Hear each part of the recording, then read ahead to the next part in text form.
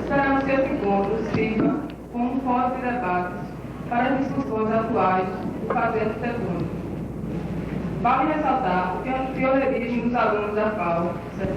E também ressaltar o tipo de ensino que a gente tem na Faculdade de Arquitetura e Urbanismo, onde se procura fazer dos alunos participantes e acreditamos que esse seja o primeiro fruto desse trabalho, certo? Queremos agradecer também a presença de todos, certo? E passar a palavra para o professor Manuel Caetano. Vamos abrir o primeiro ciclo de debates de arquitetura da Faculdade de Arquitetura e Urbanismo de Pernambuco. Quero agradecer a presença de todos os participantes desse evento. Aqui, almejo que os debates a se trabalham esclareçam quais os percentuais de técnica e arte que devem predominar na formação educacional dos nossos atuais arquitetos. Esta palestra é compreensível e talvez desejável para o reconhecimento de minha postura no âmbito da arquitetura regional. No campo do conhecimento, o uso da palavra deverá ser ortogado a quem estuda, pesquisa e produz. Assim externava Sartre. Na minha iniciação, dentre outras obras, destaco uma. Pequena habitação inspirada no famoso pavilhão da Alemanha na Feira Mundial de Barcelona, de autoria do não menos famoso arquiteto Mies van der Rohe. Lembro-me ainda do forte impacto causado por este pavilhão, principalmente pelo emprego sábio das paredes no entrosamento dos espaços. Também impressionou-me o texto deste arquiteto alemão, que resumia suas ideias expressando que sua filosofia era a verdade.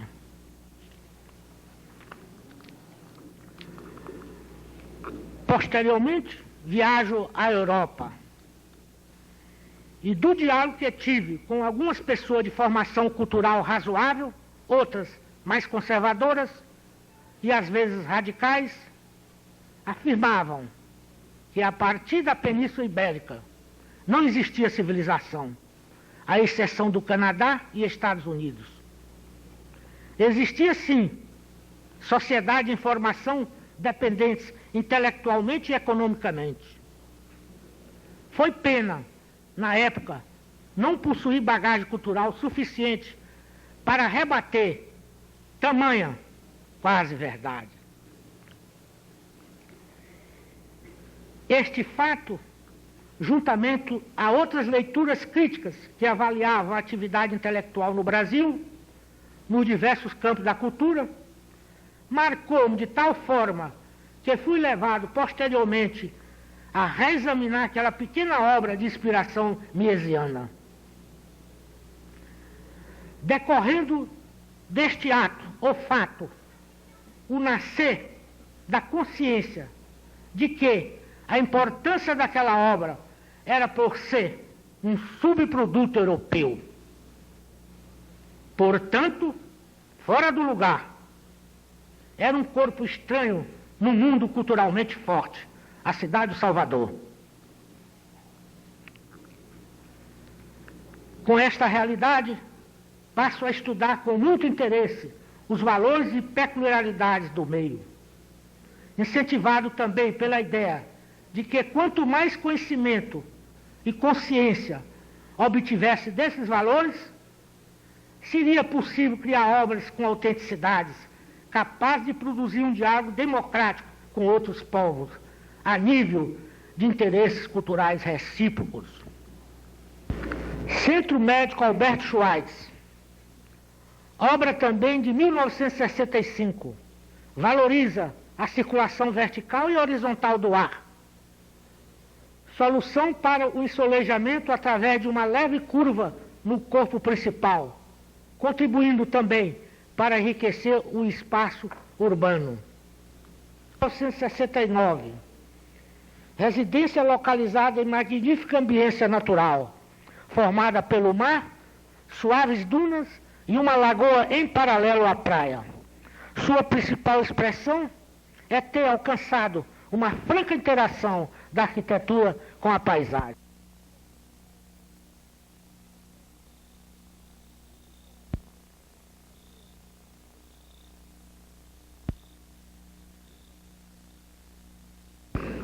Vocês notam perfeitamente que o aspecto cromático aí é completamente diferente da outra intenção que eu tive com o Solar das Mangueiras. Enquanto o Solar das Mangueiras procurava se inspirar no quadro do Pelourinho, onde o sobradinho anônimo de 3 ou 2 andares, cada um levava uma cor na sua conjugação horizontal. E como esta habitação era vertical do Solar das Mangueiras, eu fiz ela na verticalidade. Mas aí no Itaigara ela já tomou outro sentido, o aspecto cromático.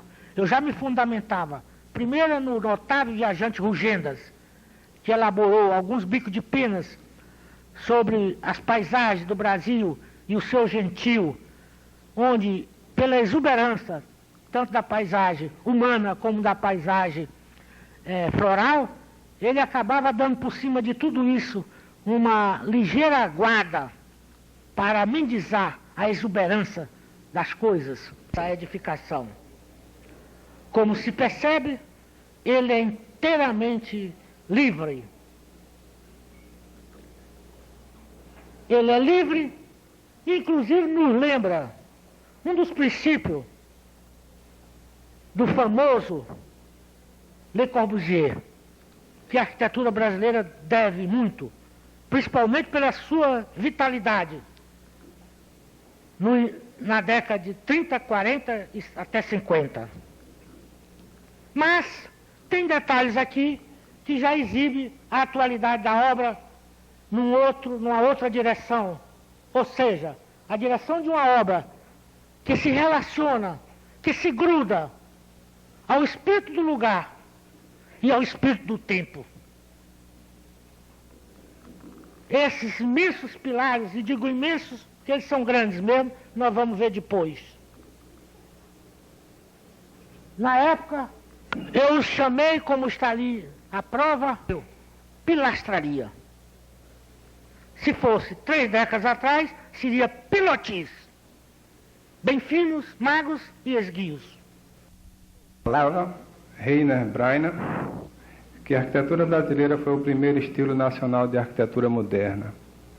Isso é uma afirmação muito forte, porque logo depois dessa afirmação, logo depois desse período, nós nos esquecemos um pouco disso, talvez pelo período de falta de discussão, onde a nossa cultura entrou no recesso, falta de crítica, falta de um movimento apropriado como esse, para discutir nossas afirmações. Então ela se perdeu entrando no International Style, que é exatamente isso que todos nós temos visto. Esses movimentos tendem a ser massacrados por uma tendência de modernidade que praticamente pausterizou a arquitetura, dita de vanguarda, inspirado no estilo no mundo, destruindo suas manifestações autóctonas.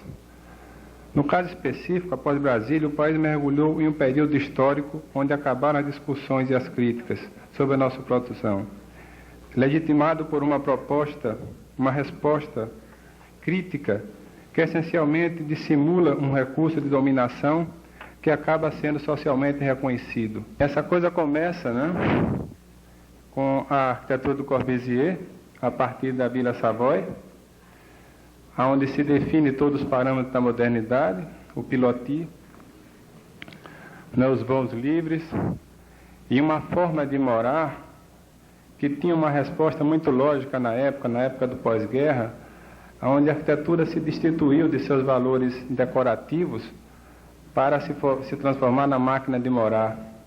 Tudo isso obedecia a uma lógica, a uma contemporaneidade da época e que depois serviu como instrumento de dominação. A unidade de Marseille, onde é colocado todos os seus princípios, da cidade.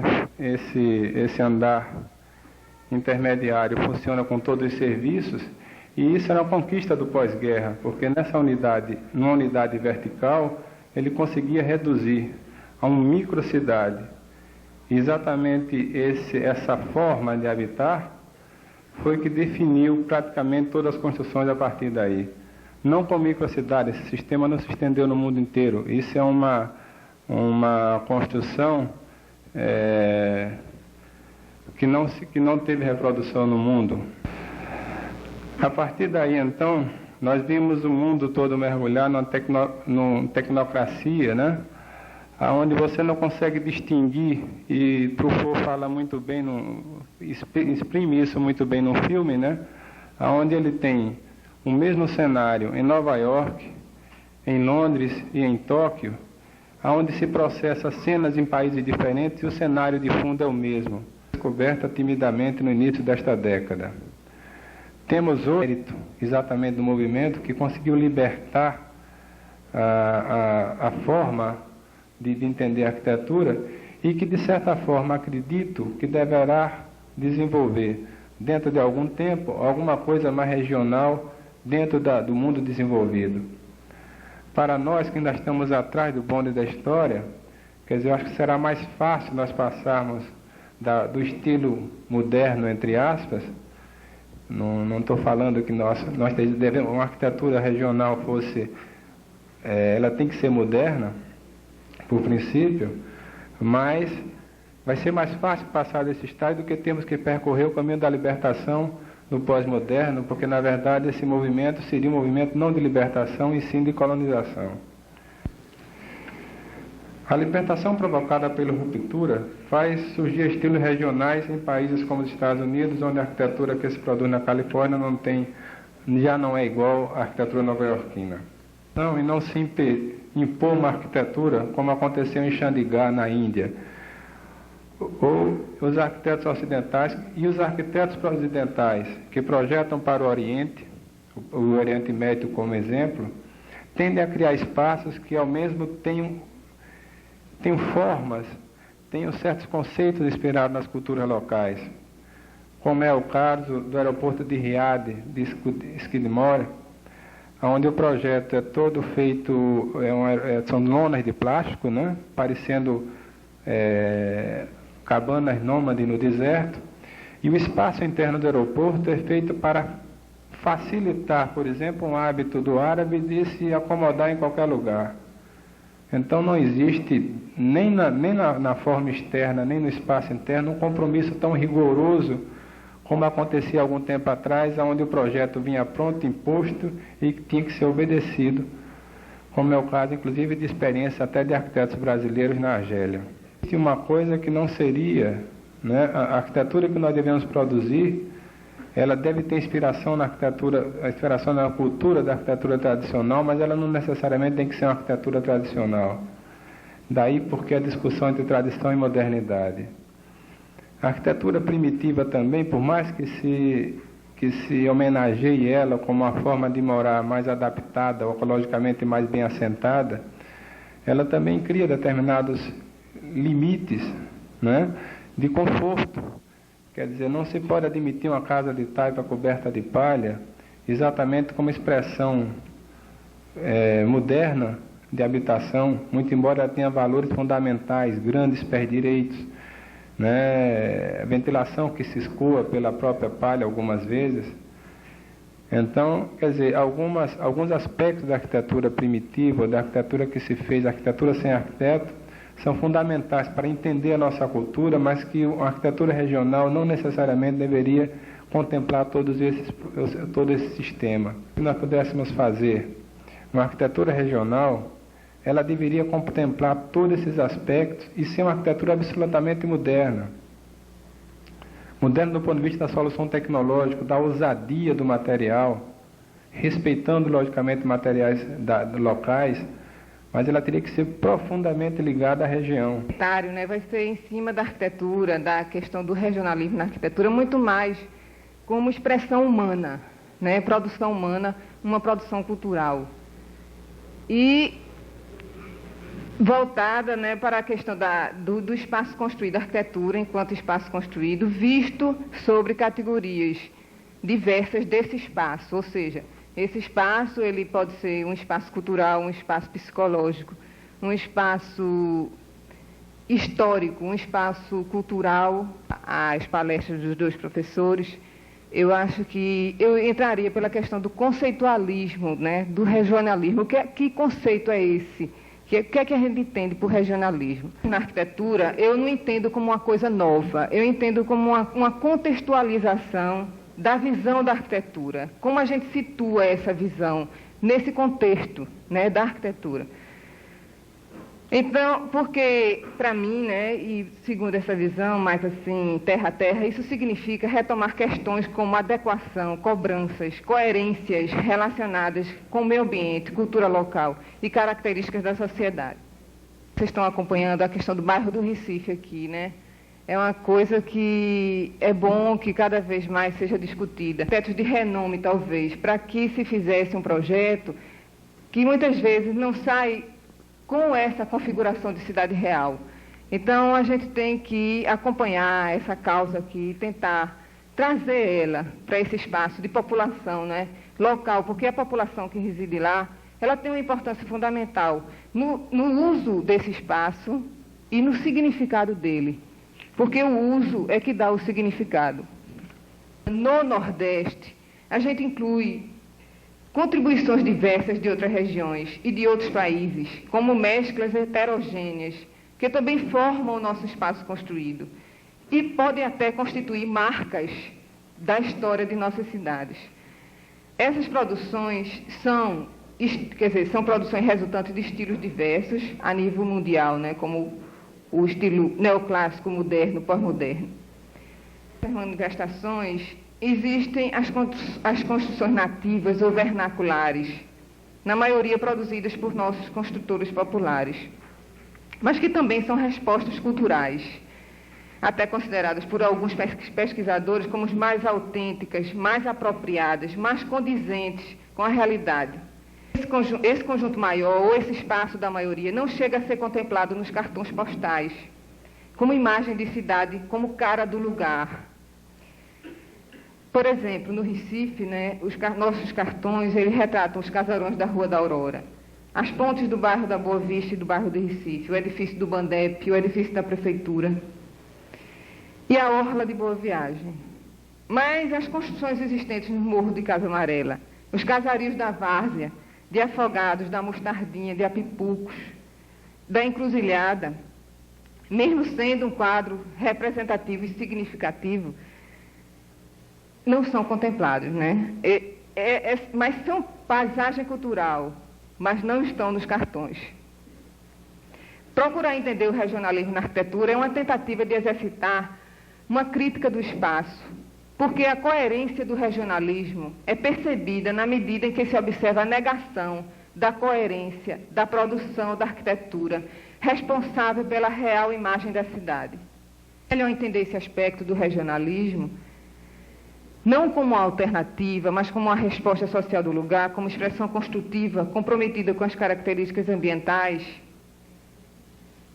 Eu gostaria de ressaltar aqui um trabalho que foi coordenado pela arquiteta Neide Mota, aqui da cidade do Recife, e é denominado, o nome desse trabalho é Métodos Construtivos Tradicionais no Nordeste. É uma pesquisa feita em 3 estados do Nordeste, Alagoas, Paraíba e Pernambuco, contemplando proporcionalmente as 3 regiões geográficas.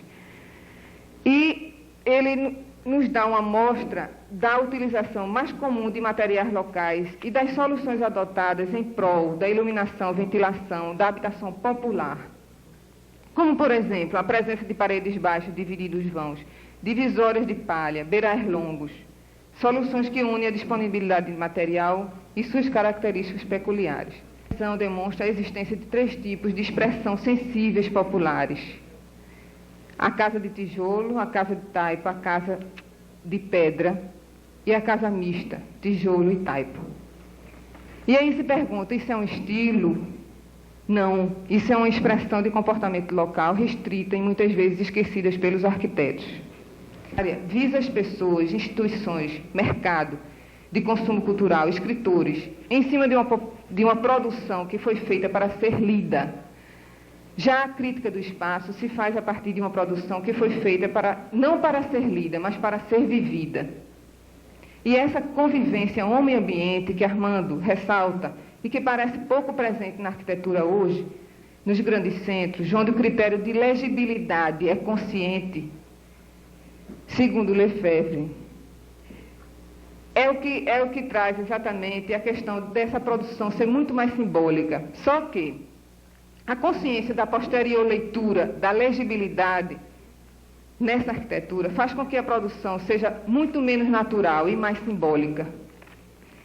Enfim, monumental, para se dissimular intenções e ações estratégicas. Um instrumento de conveniência, que equivale à legibilidade. E a gente vive essa conveniência que é o artificial e tenta resgatar uma alternativa, de vez em quando, que na verdade é o natural. Admitimos então o regionalismo como alternativa por opor-se ao convencional, mas não como opção, porque ela é compromisso. Aspectos importantes que foram abandonados em momentos anteriores, mas que constituem fundamentos de nossa formação histórica, uma combinação de poesia e realidade. Preocupação que se encerra muito bem na palavra do arquiteto Antônio Gaudí. Ser original é voltar às origens. Obrigada.